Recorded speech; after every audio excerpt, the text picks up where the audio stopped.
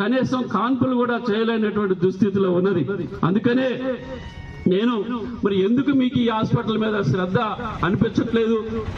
ఎక్కడ చూసినా కోట్ల రూపాయలు అని అంటున్నారు. మరి ఆ కోట్ల రూపాయలు వెనుకున్నటువంటి మంత్రాలేంటో ప్రజలు చెప్పుకుంటున్నారు. రాష్ట్రం అంతా మధ్య నియోజకవర్గంలో బిల్లులు కావాలంటే ఏం చేయాలి, అభివృద్ధి జరగాలంటే ఏం చేయాలి, మరి ఆ డబ్బులు మీకెంత మాకెంత అనేటువంటి పద్ధతుల్లో జరుగుతుంది తప్ప నిజంగా ప్రజా అవసరాలు పక్కన పెట్టి మరి పనిచేస్తున్నటువంటి ఉన్నది.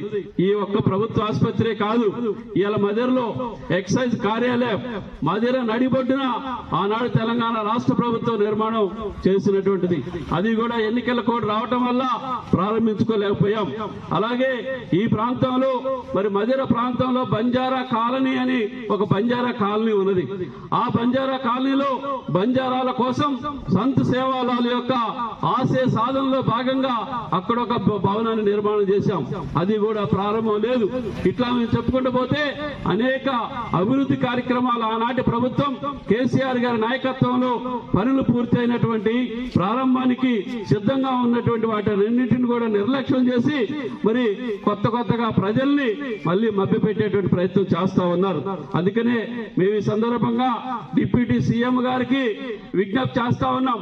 అయ్యా, మీరు మరి మీకు డబ్బులు వచ్చేటువంటి పనులు ఒక్కటే కాదు, ప్రజలకు అవసరమైనటువంటి పనుల మీద కూడా మీరు దృష్టి సారించండి.